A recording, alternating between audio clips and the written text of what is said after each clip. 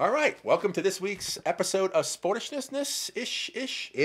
Nish Nish. So we're done with the conference games. We'll talk about that today, and next week or the week after next, I apologize, is the Super Bowl. So who are we going to talk about first? Let's talk about Hotlanta Atlanta. and the 49ers. You know what? We were both pretty confident that the Falcons were going to stumble here. That all the little problems that they have, things like scoring in the red zone, were finally going to bite them. And quite frankly, I think you and I both were hoping that one of the hot teams that we felt were the exciting teams, the Seahawks, the Redskins, the 49ers would make it in. Right. And this was the game where the 49ers broke through. And this was a game that in the first half looked like, this one was going away. Right. The Falcons were going to prove us wrong. They were going to make it to the Super Bowl. And, and all of a sudden the 49ers just, late in that second quarter, just started grinding out the yards, started grinding out the points, never got impatient. And by the end of the game, that fourth down play, their defense finally stepped up and knocked down that fourth and short pass, and that was that. And they get to advance, and Atlanta had a great run. They made it to the conference game. They won a game that was, against the Seahawks. It wasn't like they didn't really deserve to be in the playoffs at all. And so they got to look forward to next year to work up to. Well, but before we started filming, we were talking about defense, and I offered the opinion that maybe this playoffs was showing how defenses win championships, and part of the reason why I made that opinion was because all the teams that won this year in the playoffs, I saw being able to apply a lot of pressure on the quarterback from the defensive front line. That's the basis really of my argument. But the other interesting thing here is that we were also talking about how both teams who won the conference games managed to throw shutouts in the second halves of the games. Right. Now, as an interesting bit here, I don't know if you know that the NFC game was represented the greatest comeback in NFC Championship history. Okay, I did not know that. Yeah. So at 17 points, that represents the record. In the AFC, it's 18 points. Gotcha. So But I remember the Cowboys and the Redskins played way back in the day. I think it was the early 80s. But I think that was a 13-point comeback. Right. But it was all in the fourth quarter. Right. Well, I think that that game really demonstrated that Atlanta is the paper tiger that we always worried that they were. I mean, twice, despite having home field advantage, they basically gave up significant leads and were virtually shut out in the second half of both games. They won the first one against Seattle by a shoestring, Right. and they failed to capitalize on that last scoring opportunity to lose against San Francisco. So there is a lot of work that they've got to do. They're not a four quarters of football team. They haven't been. Right. They've let too many people hang in for too long. All season we talked about how close the margins were on the games, and it finally blew up in their face in the playoffs. The other thing too is they're too monodimensional. Although I will say one of the things that absolutely whacked me out about San Francisco is after Kaepernick put on a clinic running 180 yards against Green Bay, he ran for 20-something yards against Atlanta and was virtually a pocket quarterback. Yeah, I think he ran twice. And he still had 105 quarterback rating. Sure. I mean, this kid is crazy. I mean, all the talk about Luck and RG3 this year. I mean, he wasn't even a first-round draft pick last year. So I agree completely that the Falcons just really haven't been a four-quarter team. And they've had such a soft schedule that they really haven't been challenged all that much to win games, against easy opponents. And last week, they didn't play the game they should have in the second half, but they did manage to rally and win it. But they ran out of juice this week against a team that knew how to close games, and they got in. So, all due credit to, to the 49ers for doing that. I also thought, too, that the 49ers kind of threw them a curveball. Hey, a lot of talk was out there about how Kaepernick was going to run, Right. and they almost never ran him. Actually, So, you know what? I think this was a coaching level read option offense. No, I agree completely. In the sense that he got so into their heads about read option offense that when Kaepernick was, continued to play as a pocket quarterback, I mean, it just gave the defense fits. Are we gonna commit to treating him like a pocket quarterback, or are we gonna respect the fact that he could reel off 40 yards on us? Absolutely, but that's my point, is that the coaching staff came out with a game plan that the Falcons weren't expecting. But interestingly enough, the Falcons still shut them down the entire first half. For the most part. They did. So, but the 49ers managed to put it away. Kaepernick was a great part of that. When they decided not to run the ball and stick him in the pocket, he made his passes. And he was accurate, and he got the job done. He did. Again, it's one thing to see a quarterback pull the Michael Vick running quarterback thing. It's another thing to see a kid like Kaepernick who can actually pass. Yes. And I mean, you know what, I don't want to hyperventilate over Kaepernick. I will. But if he keeps this up, he could be the template for the new NFL. Yes. It was funny when they were talking in the game. They were talking about Kaepernick, as the new model of the quarterback. They introduced the Falcons quarterback, and they well, I guess you kind of can consider him old school at this point. And he's just a regular quarterback. It's like, really? We're already jumping off of that cliff, Yeah, I know. Well, I mean, this is has been such a young playoffs that Flacco is like practically a creaky old veteran at 28 years old. Exactly. So, yeah, I think Kaepernick is for the first time, I have been so down on running quarterbacks over the years because simply I've never seen a coaching plus quarterback model that works in the long haul. Right. And I include RG3 in this new mess. Right. But I look at guys like Wilson, I look at guys like Kaepernick, and I say, oh, hey, this could work if they're smart enough to get down and get out of bounds and not take the big hits, right, and keep their legs good and keep their bodies fresh throughout the game, then it really changes the dynamic of football. Well, there's another little piece of information that blew my mind. The 49ers offensive line is huge. Their average size is 6'4", 317 pounds. And often when they're running their little, pistol setup, very often they've got 6 linemen in, right, with 1 or 2 tight ends on top of that. I mean, that is a heavy friggin' O-line. Yes. Now, interestingly enough, the team that's undersized defensively but has had no problems dealing with big, fat offensive linemen over the years is the Ravens. Right. So we'll see how the shield and the sword work out together. Exactly. We'll talk about that next week. But one other point before I forget about that I'd like to make on this is I think Atlanta showed what was a great example of how you can win a game statistically, in little statistical categories, and yet still lose the overall game. Sure. They, had fewer penalties. They had more yards per play, more time of possession, and yet they came up short.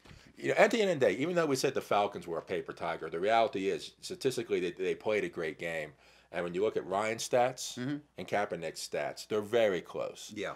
So the Falcons also have nothing to be ashamed about going off the field. Yes, they lost, but it just occurred to me. I mean, you're right. The thing that's funny about Kaepernick is he's a Ryan scale passing quarterback who also is an RG3 scale runner. So, the good news, I guess, for Atlanta is, you do have something to build on next year. Although I would opine that it's more than you might think based on the fact that you finished first seed and made it 2 games into the end of the conference game, I should say. But there's something to build from there. Yeah, absolutely. I think on the other hand, they draft 29, I think, next year. Right. So the 49ers, on the other hand, boy, they've really they've shown that they belong to be where they are. Absolutely. They are a team to watch now. Okay, I agree. Let's talk now about that poor poor, pitiful game between the New England Patriots and the Baltimore Ravens. Are we absolutely sure that that was the New England Patriots? You know, I'm not sure. Will the real Patriots stand up? Or in the case of Brady, slide in with your leg up. The Patriots didn't look like they were fully engaged in the game. My fiance, she made the comment about how it looked like that they were the New York Yankees. You know, that a team convinced of its own, you know, superiority. It has a destiny. That has a destiny. We have a destiny, yeah. You know, another thing too is I was completely unimpressed by Belichick's coaching. No, I didn't think they really put anything out there that the Ravens hadn't already seen in the game they already played them and beat them at. Yeah, I agree that there was. It's hard. It's hard to see what goes on behind the scenes, obviously. But one thing I did notice about this game is it looked a lot like the Broncos game. Oh, the totally. other team couldn't do what they wanted to do, and they looked completely out of sorts. So is this more the Ravens just enforcing their will on the other team, and the other team not having an answer for it? And it just looks bad. Like, why aren't they doing what they normally do? Oh, well, the reality is they can't do that because the Ravens are cutting that off. We have consistently underestimated them and have not necessarily given them the credit that was due, which would include thinking of them as a team that could dictate the pace of action. You're also absolutely right. I was stunned, actually, by how much the Patriots look like the Broncos. For example, the way the Patriots kept resorting to all these, you know, short ball control kind of plays, you know, making the first down, making the first down and making the first down only. I mean, how many times did I see, like, you know, Wes Welker or Hernandez, you know, doing a curl back on a route right at the first down mark? Repeatedly, I think Brady only threw one long pass that was completed, and Right. a couple that he threw. I think he threw one long pick, and the rest were just completely incomplete. Exactly. And so why would they do that? Why would they do that when you've got, you know, a talent like Manning and a talent like Brady, known to be great passers? You know, why would you do all these little conservative ball control plays, which then basically plays into the hands of the Ravens and their defense, led by Ray Lewis, and their ability to control that piece of field? Well, I think this is a good point. I think this might tie some of the puzzle pieces together. The Ravens are built to beat the Patriots. You know, we've talked about if you want to get to the Super Bowl on the AFC side, you're going to generally have to go through the Patriots every year. Well, the Ravens are built for that. They know how fast the Patriots play. You know, they know they push out 90 to 100 plays a game. And guess what? That's what the Broncos do too. They run a similar style of offense. I'm not saying the packages are the same or the plays are the same. I'm saying conceptually, they like to do the quick play, no huddle, change things on the field. And if the Ravens are built to beat the Patriots, well, then they're by default built to beat the Broncos because the Broncos do the same types of things conceptually. Interesting. Okay. So I think the Ravens aren't afraid of the Patriots. They showed it earlier this year when they beat them 30-31 in the regular season. And I think they came out, you know, they've had a chip on their shoulder. And they're playing, and they're just playing their heart out. And you're right. I agree with your point that the Patriots kind of came out like they had a destiny. This thing is ours. You know, we just have to go collect the check. You know, kind of what Peyton Manning did against the Saints a few years ago. You know, hey, I'm the appointed and anointed king. You know, just hand me my trophy and I'll go home. Right. And I think by the time it dawned on the Patriots that they really had a football game on their hands, they were just too far behind. I don't think they really started to play and realize, oh, we actually have to play football. We have to play our best game to win until somewhere around the end of the third quarter. You know, there was another thing too that really, really disappointed me is by a few minutes, maybe 4 to 5 minutes into the fourth quarter, it seemed like the Patriots had actually given up. I mean, for one sign of this is that it no longer seemed like they were hurrying to the line of scrimmage, realizing that they had a 3-score game. When it got to the point where it was 2 touchdowns and a field goal, Right. you know, to come back on the Ravens, there was no hurry to the line. No, they definitely took their time. You know, and clock management was an issue throughout the game. Here's another case where, yes, the Patriots lost, but at the end of that first half, that game could have had a completely different complexion.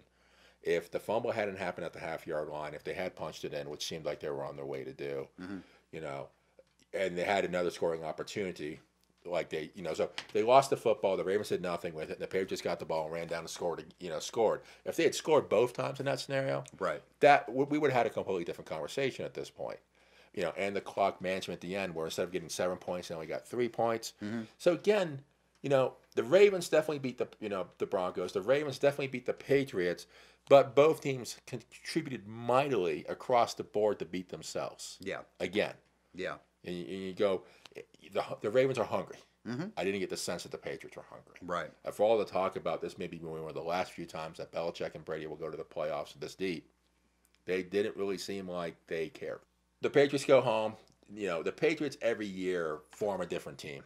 They're a notoriously cheap team. They don't have much loyalty to the players in general. So what they feel next year, who knows? And that's the weird thing about the Patriots. You never really know what they're going to do year to year. It's not like they've got this core of young players. Brady is getting old. He's 35. He's getting long, and he's getting a little long in the tooth for football. You know, there's not that many Brett Favre style, longevity style quarterbacks out there. So who knows where they're going to be next year? Of all the teams that have gotten knocked out here, you know, in the playoffs here, you know, the division and the conference games, the Patriots are, to me, the team that you got to wonder what they're going to do next year. You know, an interesting little aside on this front is that I think the oldest quarterback in the 21st century to have won a Super Bowl, I think, was the Tampa Bay quarterback in like 2002 or something like that. Does that sound about right? No, I can believe that. That was and he was it was like Chad Johnson or something. Chad Johnson. Yeah. That's it. That's right. And I think he was 32. Right. So you know, here's an interesting thing. You know, obviously we're going to have somebody well under their 30s, you know, winning a Super Bowl. Kaepernick's 25. Right. Flacco's 28, I think. Something like that. Yeah. Yeah. So you know, maybe being old and elite is not as good as being young and almost elite. I don't know. We'll see. So, you know, Manning fell off the board. He's one of the older quarterbacks, Tom Brady as well. So, you know, next year's, you know, it's going to be interesting to see what happens next year, basically. I will say, however, that based on my original picks, I ended up being 5-6, and I would like to thank the Broncos and the Seahawks for screwing everything up for me. There's always next year. Yeah, there is always next year. I think I'll try to get that as a slow-mo head of the camera there. Now, you know, in terms of the Super Bowl, we're planning on doing an episode next week to focus exclusively on the Super Bowl. But the Super Bowl? Yeah, the Super Bowl. I stole that. I'm probably in trouble. That's right. Yes. The Harbaugh, ball. Because, you know, there are two of them, and it's like an echo, right? Whoever wins this game, it's going to make for an uncomfortable Thanksgiving next year. Yes, it is. And, you know, okay, football is always a chess match, right? It's a chess match of saying, I know that you know that I know that you know, right? Right. But we're talking about two brothers. And I think that the layer of recursiveness, if you will, of their decision making could reach epic proportions. Like, I know that you know that I know that you know that I know, all the way back to that one time that we were coaching against each other in a high school division. See, I'm going to go the other way. And, you know, brothers, they're just going to be like, they're just all kinds of dirty things that you know, if they got on each other, they're just going to, it's going to be mean. Yeah. Yeah. You remember how I beat you in third grade? Well, here it comes again. That's right. Do you want to make any predictions on the Pro Bowl, this supremely meaningless game of dumbness where the only thing that can happen in your professional career is you get hurt? Here's my prediction for the Pro Bowl. All right, folks, thanks for watching. Enjoy good football. This is John. This is Jonathan. Thanks for watching Sports Nation. All right. Night, folks.